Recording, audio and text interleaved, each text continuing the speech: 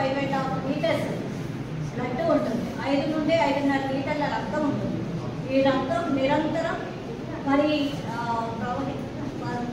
ప్రతి భాగానికి సర్క్యులేట్ అవుతూ అక్కడి నుండి ఆఖరిగా స్ప్లీన్కి వచ్చి అక్కడ ఫిల్టరేట్ చేయబడుతుంది.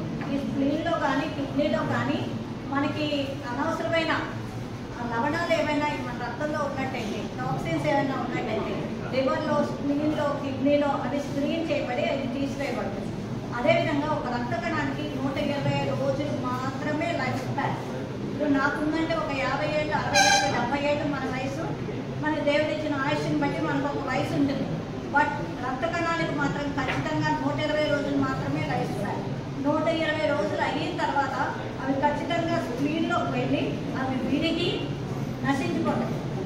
ఆ రక్త కణం 120 రోజుల తర్వాత ఖచ్చితంగా నశించిపోతుంది.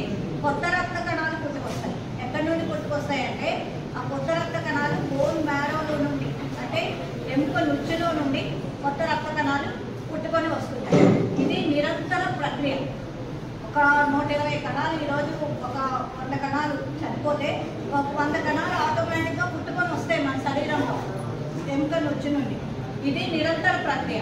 అందువల్ల ఒక 5 లీటర్లు, 5.5 లీటర్లు ఒక హెల్తీ పర్సన్ అయితే, ఒక హైట్ వెయిట్ ఉన్న బియ్యమే ఎక్కువగా ఉన్న పర్సన్ అయితే ఒక 6 లీటర్స్ వరకు కూడా అతనిలో బ్లడ్ ఉండే అవకాశం ఉంటుంది. సో అందులో మనకు ఒక బ్లడ్ బ్యాగ్లో మనం 250 to 350 ml వరకు రక్తం తీసుకోవడం జరుగుతుంది.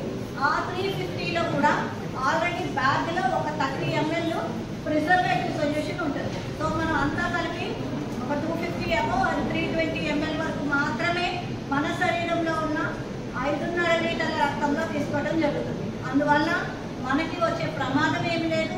మనం రక్తం ఇవ్వటం వల్ల మన శరీరంలో నష్టపోయేది ఏం లేదు. మనం ఆ రక్తం ఇవ్వకపోతే ఆ కణాలు వెళ్ళి స్ప్లీన్లో డీజనరేట్ అయిపోతే తప్పించి ఆ కణాల వల్ల మళ్ళా ఉపయోగమే ఉండదు.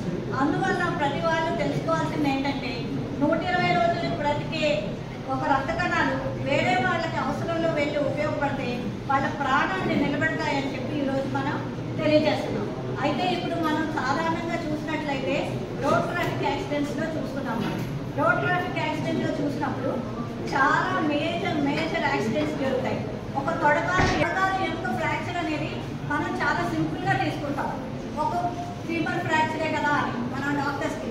బట్ అప్పుడుండే మజిల్స్లో అక్యుములేట్ అయ్యి బయటకు పోకుండా ఒక తొడకాలు ఫ్రాక్చర్లో, ఒక ఫ్రాక్చర్ ఫీమర్లో 1 to 1.5 లీటర్ బ్లడ్ పోతుంది. ఆ ఉన్న 5 లీటర్స్లో 1 లీటర్ బ్లడ్ పోయినట్లయితే, లేదు హీమోపెరిటోనియం చూస్తాం, మనం బ్లంట్ ఇంజరీ అబ్డమిన్లో చూస్తాం క్యాజువాలిటీ, వాటిలో కూడా ఒక 2 to 3 లీటర్స్ పొట్టలో అక్యుములేట్ అయిపోతుంది. అక్కడే ఉంటుంది కానీ బీపీ డౌన్ అయిపోతుంది. బీపీ డౌన్ అయిపోయినప్పుడు వెంటనే మనం రిసెసిటేట్ చేయడానికి మరి ఈ రక్తాన్ని ఆక్సిజన్ క్యారింగ్ కెపాసిటీ ఉంటుంది. రక్తం పోవటం వల్ల ఈ ఫ్రాక్చర్ ఫీమర్లో కానీ, బ్లంట్ ఇంజరీ అబ్డమిన్లో కానీ రక్తం పెరిటోనియంలో ఉండిపోవటం వల్ల మనకు వచ్చి నష్టం ఏంటి? శరీరంలోనే ఉంది కదా అంటే మనకి బీపీ ఫాలో అవుతుంది. బీపీ ఫాలో అవటమే కాకుండా ఈ రక్త ప్రసరణ ద్వారా ఈ రక్తం చేసే పని ఏంటంటే చెడు గాలిని, కార్బన్ డైఆక్సైడ్ని బయటకు ఇచ్చేసి ఊపిరితిత్తుల్లో మంచి రక్తాన్ని తీసుకుంటుంది.